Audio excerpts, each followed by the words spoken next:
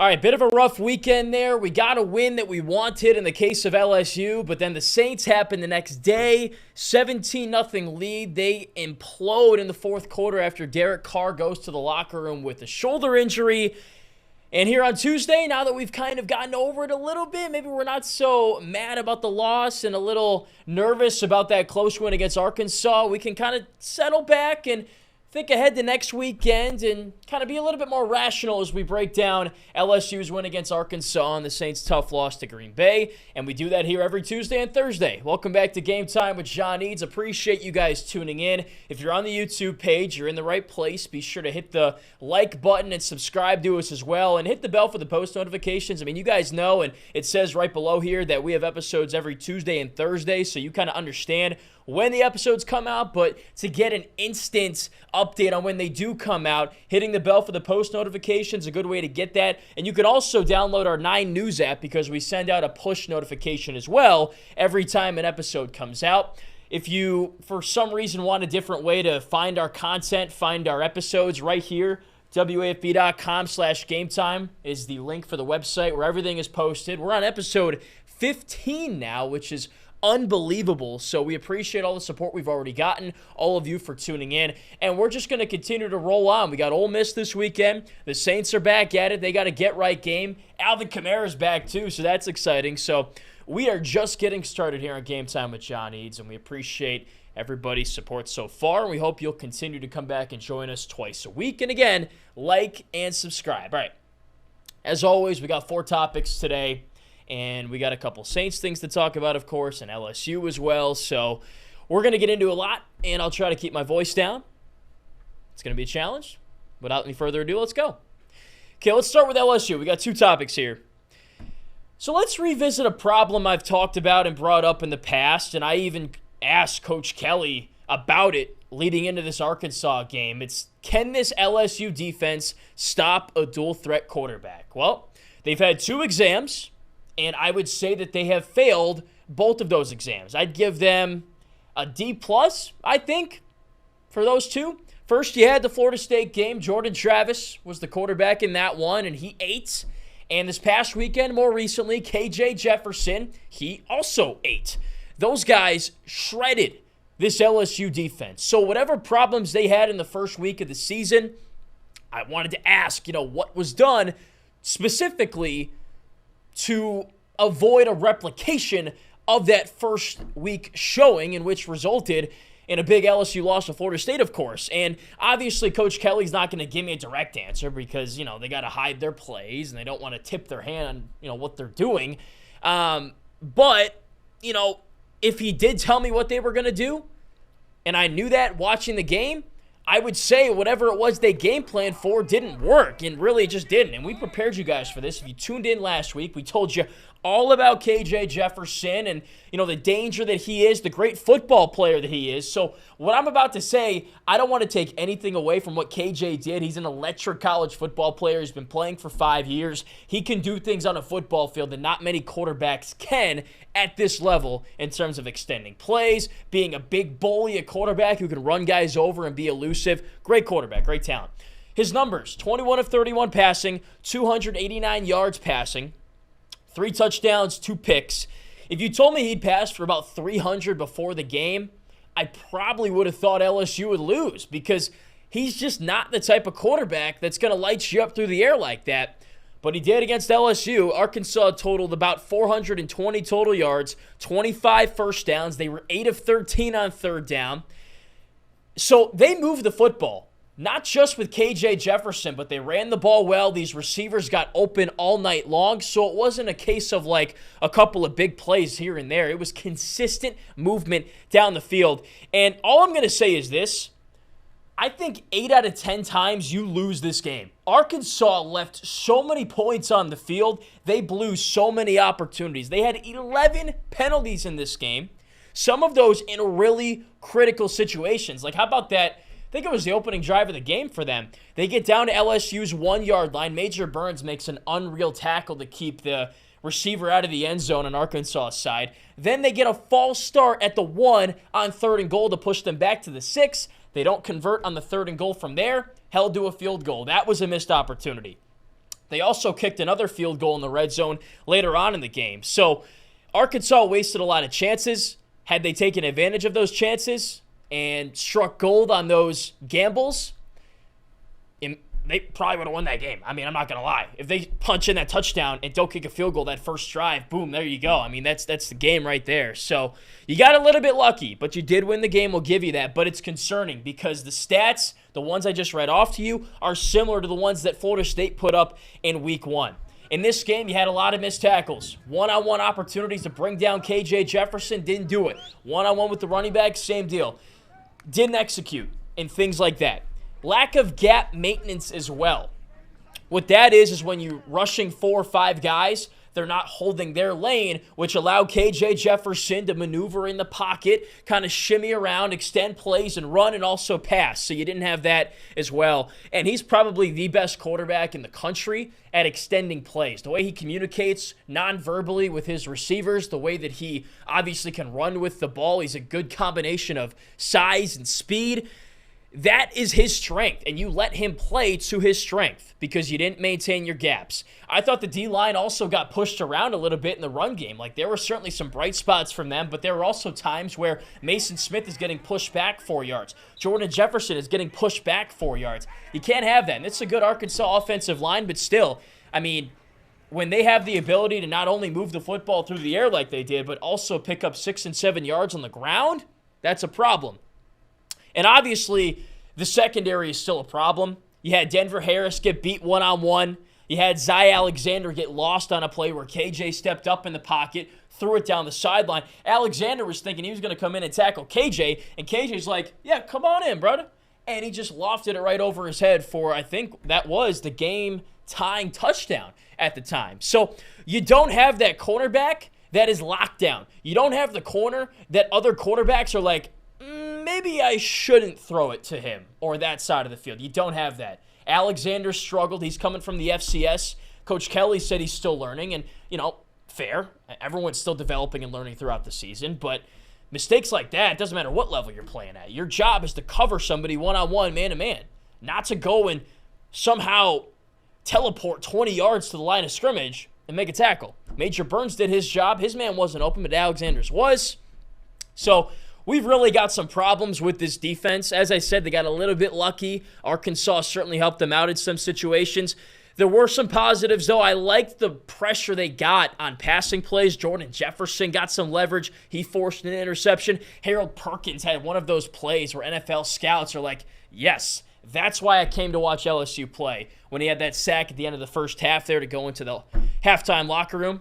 And other guys in the D-line, Deshaun Womack had a sack. Braden Swinson had pressure all day long. Mekhi Wingo flattened a guy. So, look, the D-line, by and large part, played well. They got pressure on KJ. I said they needed to do that, and they had a lot of sacks in this game. It wasn't like they were non-existent, but there were just times where you weren't disciplined, when you didn't have that gap maintenance, when you didn't make tackles in space, and, of course, the secondary just continues to struggle. And then really the difference in the game was the red zone defense. You forced the field goal on the first drive of the game with that false start. Got a little lucky. But then you just bowed your neck and got a straight-up stop at the 5 or 6 yard line later on in that first half, and you forced Arkansas, who had been on a nice drive at that point, to settle for 3. So the red zone defense, I think, was the difference in the game. LSU, believe it or not, we'll see more dual-threat quarterbacks going forward. Jalen Milroe, Alabama's quarterback. He's a dual-threat guy. Like, this is not the end of dual-threat quarterbacks. So they've got to clean this stuff up moving forward, because we've seen 2 dual threats play against LSU, and they've both played well. So that's something that this Tigers defense will have to continue to workshop and clean up, because they got even more tests coming up later on down the road. All right, let's flip over to the other side of the ball and talk about this LSU offense, because I don't know who's going to stop this unit. I mean, I was kind of hesitant to go all in and push all of my chips into the center of the table, because they put up big numbers against Florida State, albeit in a loss, but pretty good numbers. But not the number that matters, which is the one on the scoreboard, obviously. And then they, trounced Grambling State, but it was an FCS opponent, obviously inferior. But then they go to Mississippi State, And those numbers translate. They play really well there. Jaden Daniels puts up Heisman-esque numbers. And then they do it again this past weekend against Arkansas. This unit is balling right now. It's the number 8 total offense in the country, number 1 in the SEC, averaging 500 yards per game. And it's a balanced attack, which is so important in today's day and age of college football when you can be balanced, when you're not like a triple option team like some of these military academies, and when you're not a straight-up air raid team like Washington kind of seems like it is right now. They're passing for 345 a game, best in the SEC, top 10 in the country, and running it for 155, which is middle of the pack. But what you don't want to have is an imbalance, right? So it's pretty level right now, and I've made that analogy before. The seesaw is like this. I don't know how that happens in real life, how a seesaw gets to be like that, because it's got to go up or down. But that's not what the LSU offense is. That's the point. It's balanced. And here's how I want you to think about this LSU offense. It's like an ice cream stand, all right? So a good ice cream stand. You go to a good ice cream stand, what makes it good? Well, when they've got a plethora of flavors, but also so many toppings that you need the person telling you what toppings they have to say it like 6 and 7 times, and then you just go with the one that sticks in your head the most. So you've got cookie dough. You've got sprinkles. You've got frosted flakes. You've got Cocoa Puffs, marshmallows, whatever you want to put on your ice cream sundae.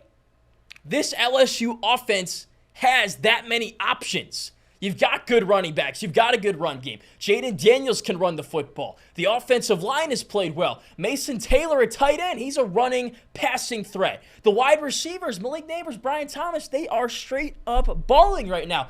The point is you've got so many options, you don't even know what to do with all these options. That's why this offense is so good. They're running the ball prolifically with Logan Diggs, with Josh Williams, with John Emery, with Jaden Daniels on the read option or just scrambling to get out of the pocket. The offensive line is setting up those plays. They're allowing Daniels to sit in the pocket and go deep to Brian Thomas, Malik Neighbors. So many different guys can get involved in this offense. And when you're calling plays, you're like, what can't we do? I could go with a play action throw to Mason Taylor on a split zone. I can hand it off to Diggs, Emery, whoever. I can let Jaden Daniels just do a quarterback draw. I could send Malik Neighbors on a slot fade. I could send Brian Thomas on a slot fade. Like, this test, this offense right now is like a multiple choice test where all the answers are correct. And those tests are hard to find, believe me. I never took many of those growing up. But that's what it is right now. You can't go wrong with what you call. Logan Diggs will get you 7 yards on the ground. Jaden Daniels will pick up 20 on a read option. Mason Taylor will give you 15 and a touchdown in the red zone. Malik Neighbors will go for 10. He can go for 50 for a touchdown. Brian Thomas the same way. Like, this offense is really, really good. I think it's good enough to lead this team to an SEC championship. So forget about the defense and what they struggle with. Obviously, whoever scores more points wins the game. It's the old adage, right? And this offense can do that because they can score and attack defenses like this, and like this. It's just unbelievable. I didn't think it would be this good coming into the season. I thought for sure there'd be one weakness, but I don't see the weakness. I mean, in this game against Arkansas, 509 yards, 26 first downs, 6 of 10 on third down. That is consistent dominance from quarter 1 to quarter 4. They did it running. They did it passing. Everything in between there as well. 320 through the air, 189 on the ground. They had a lead back in Diggs go for about 100 on 14 takes. Daniels had over 30 yards on the ground himself as well. And then Thomas and Neighbors, both Neighbors, went over 130 each through the air. Each. This offense is dangerous. And when things happen defensively, you give up a crushing touchdown. This offense comes right back in 3 plays. Boom, boom, boom, touchdown. Momentum right back on LSU's side. That's the kind of offense you need. That's the kind of offense that will beat Alabama. That is even the type of offense that can beat a Georgia team. One that can go punch for punch with a prolific offense. One that can change the game in the snap of a finger. And that's the kind of offense that LSU has. So this unit's fun to watch. I waited to see if they could do it consistently and against defenses that actually have, some kind of oomph and are actually, pretty solid, and they've done it so far. They're going to get tested again this weekend against Ole Miss, again against Missouri. There's no weeks off in the SEC. The first real opportunity to see, is this team for real? And I guess the offense, I think they're already for real, but I think everyone's going to get a grand awakening in Tuscaloosa when LSU plays Alabama, because I think it's going to be the offense that is the difference maker in that game, just like it was when Texas beat Alabama at home there.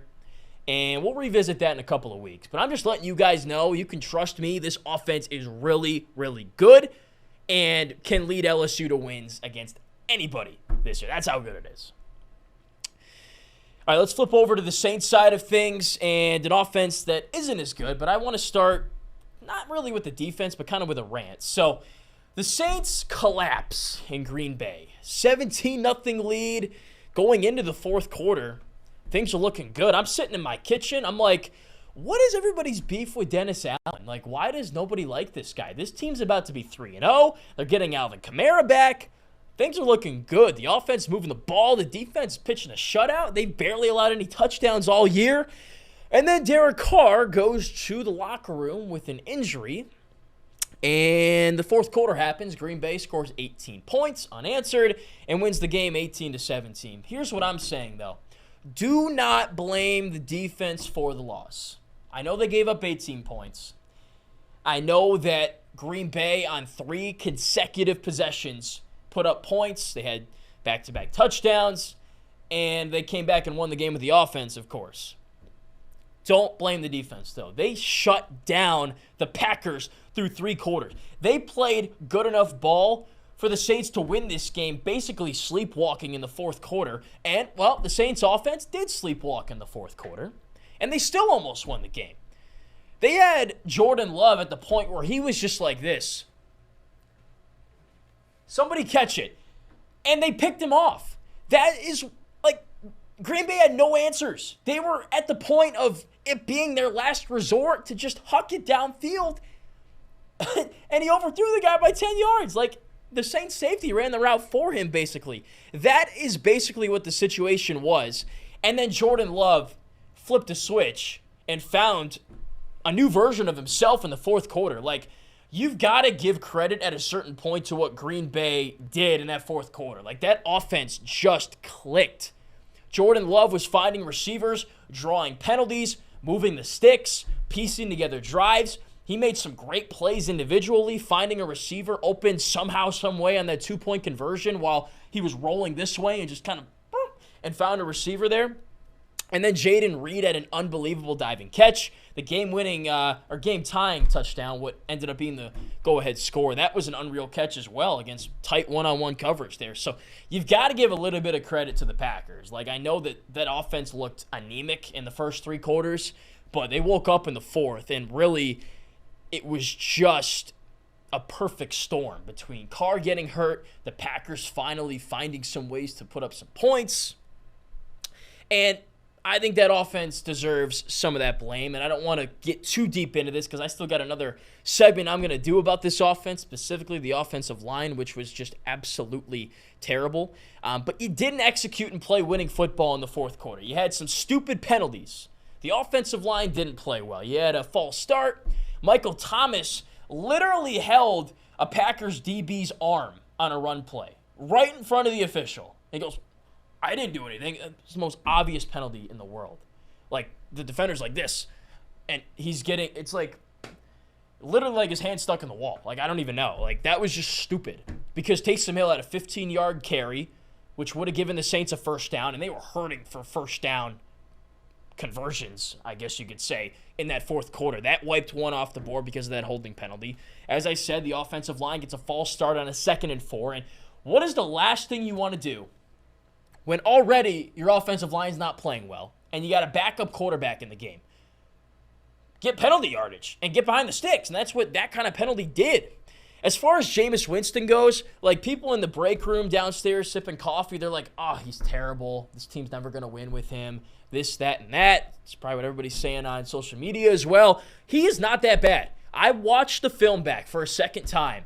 I watched some plays back for 4 and 5 different times. He's not a bad quarterback. The things that stopped this offense from producing in the fourth quarter are not his fault. Sure, some plays, maybe he got rid of the ball too quickly and he had a receiver open. But you got to think about the situation of the game. Do you want to take a sack and get pushed out of field goal range? No. Do you want to just take a sack, period? No. Do you want to give your receiver a chance, on a jump ball one-on-one, your best receiver? Yeah. So I think Jameis Winston played fine. There's certainly things that you could nitpick and be like, I wish he did this and this. But, it's not his fault that a receiver gets a holding penalty, that an offensive lineman jumps and picks up a false start, or that the offensive line just doesn't block for him and he gets sacked. Also, some questionable decisions here. We had a 3rd down and 3 late in the game there with Tony Jones in the backfield, and the Saints decided to pass, got shut down, and they had to punt it back. Tony Jones ran crazy against the Panthers and has proven that he can get those critical yards you need, so why not give him a chance on the ground there?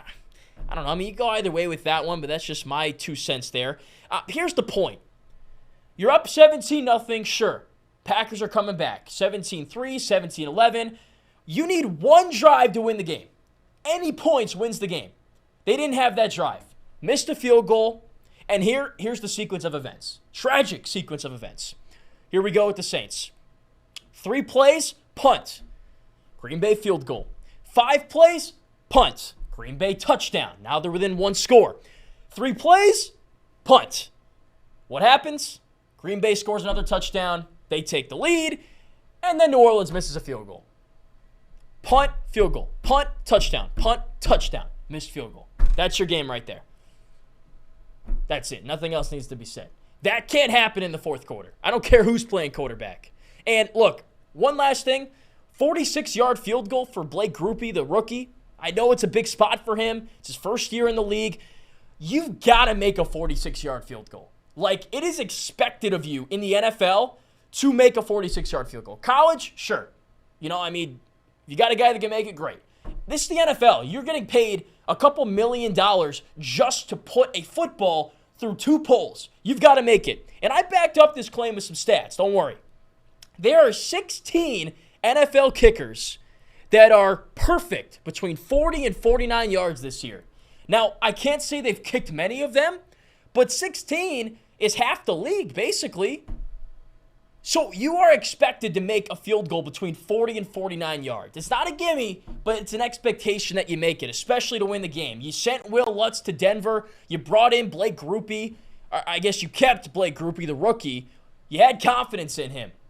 He's got to nail that field goal. If he hits the field goal, everything I just said, throw it in the trash. Does not matter because you won the game. But he missed it, so we got to talk about it. So there you go. Saints are 2-1. Which is better than I thought they would do without Kamara, but still, you should be 3-0. I mean, it was your game to lose, and, well, you lost. So, there you go. All right, round out with this. Let's get into the offensive line because they're not getting off the hook. Believe me, they're not getting off the hook. This Saints offensive line is historically awful. Like, this is the worst offensive line we've had here in New Orleans since I was 4 years old. We're going back to 2005 when The Office came out. They're doing a reboot now, which is crazy. But that's how long ago it's been since the Saints have had a bad offensive line from a pass protection standpoint. That's really the problem. You're thinking about an Achilles heel for this team, besides not having Alvin Kamara for suspension, which isn't really in your control. It's this offensive line and the pass protection. It is terrible, all right? And it's been bad all year. It's not a Green Bay thing. Look, Rashawn Gary, Green Bay's defensive end, you guys know who he is now because he just had a whale of a game against this offensive line. Couple sacks. Shout out to my guy Cam who works up in Green Bay there. He made a prop bet on his Cam's Corner he does for the TV station he works at. Rashawn Gary sack. Yeah, that cashed and didn't take too long to do that. He was a first-round pick, Gary out of Michigan, but like, you made this guy look like he was a 5-time Pro Bowler, which he very may well be by the time his career's over, but he just was cooking all day long. The left tackle couldn't block him. The right tackle couldn't block him. I'd imagine everybody in between probably couldn't block him if they were given the opportunity. Your center got beat one-on-one clean. Like, nobody played well. It wasn't a case of a bad left tackle, a bad right tackle. They talk about having a loose link or a bad link on a chain. No, this entire chain was just bad. There was no chain. The little individual pieces you use to make a chain, you had 5 individual pieces. They were not connected whatsoever. That's what this offensive line was on Sunday. That's what they've been all year. I'm going to run you through the resume from this season. First game against Tennessee, allowed 4 sacks and 8 quarterback hits. How about the Carolina game? 4 more sacks, 6 quarterback hits. And this past Sunday, 4 sacks again, 6 quarterback hits again. So excuse me if Derek Carr is banged up a little bit. Yeah, the guy's hitting the turf and getting flattened by 300-pound linemen like 10 times a game, if not more. That just can't happen. I talked about the historically bad offensive line. Here's the number to back it up. The Saints, as I just ran you through, have allowed 4 sacks in every game this year. So an average of 4 sacks per game. That's the most they've allowed since 2005, when over the course of a 16-game season, they allowed 2.6. And it's only been 3 games. So that number, yes, can go down, could also go up. Here's the trend, though. 4 sacks and at least 6 quarterback hits in each of the first 3 games we've seen. And, you know, you can make the case, oh, the Titans have a good defense, Panthers have a good defense, this and that, but this has been consistent. So, is it going to happen all year? It can't, because Derek Carr will never play another down of football in his life. The guy's going to be in a hospital bed if it keeps up this way. Or whoever else is behind center, Jameis or Jake Haener, it doesn't matter. Right now, you're a bottom 5 offensive line in terms of pass protection. And by the way, in that 2005 season, this team didn't make the playoffs. They cleaned it up the next year, did make the playoffs in 2006, obviously. You can't win football games. You can't move the ball if you don't have an offensive line. That's why when teams are rebuilding, yeah, sometimes they'll start with the quarterback, but more often than not, they get that anchor left tackle. They get that just brick wall offensive lineman, because it doesn't matter who you got back at quarterback. They could have had Joe Namath, Joe Montana, Drew Brees. I don't care playing quarterback on Sunday. A sack is a sack. And what is the point of investing so many resources in a beastly quarterback who can make all the throws, put this offense together, and lead you to maybe a Super Bowl if you can't protect him? It's just a waste of money. It's a donation to the Derek Carr Injury Foundation charity. That's what it is, and that's what it's going to be all season if you can't protect him. So you got to figure it out. You are one of the worst offensive lines in the league right now. This is the worst O-line they've had, as I said, in about 2 decades. Like, you're 2-1, Kamara's back, and Kamara's going to alleviate some of those problems just in the nature of the way he plays, as we talked about on the show. But if you want to win a Super Bowl, you want to win a championship, you've got to figure it out somehow with the guys you have. But moving forward, you got to use a draft pick on an offensive lineman. You got to go out in free agency and bring in a proven offensive lineman, because you got the guys you got right now, the 5 you're trotting out there ain't it. It's turnstiles into a saloon. That's what we got right now. And somehow you're 2-1 despite that. But if Derek Carr is in the blue tent and Jameis Winston's out there, I got confidence in Winston, but this team is way better with Carr throwing the football. I mean, I don't think that's a hot take. So you got to find a way to protect him, because this team is in trouble if not. And we'll get a first indication of that this week if they can improve it all. Right now, you've given up 4 sacks per game. So can we get down to 3? I think that would be a good place to start. And we'll see if they can do that.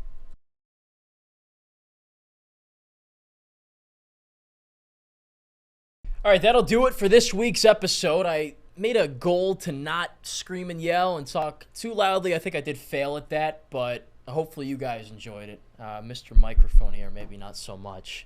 We're going to get out of here, though. Please like the video and sub to the channel if you enjoyed the content, and feel free to comment as well. You know, I will come back and look at things you say, and if you suggest content that you want for Thursday, our next episode, you know, I'll look at that and take that into account when I'm deciding what we want to talk about. Just blow it up. I'll respond. I'll be in there. And as always, thanks so much for watching. If you want, you know, kind of the content hub for us online here. This is it right here, wafb.com/gametime. Or if you're on YouTube, we have a playlist on YouTube as well. And we'll be back on Thursday to dive deeper into Ole Miss, previewing that game that LSU has on the road next on Saturday.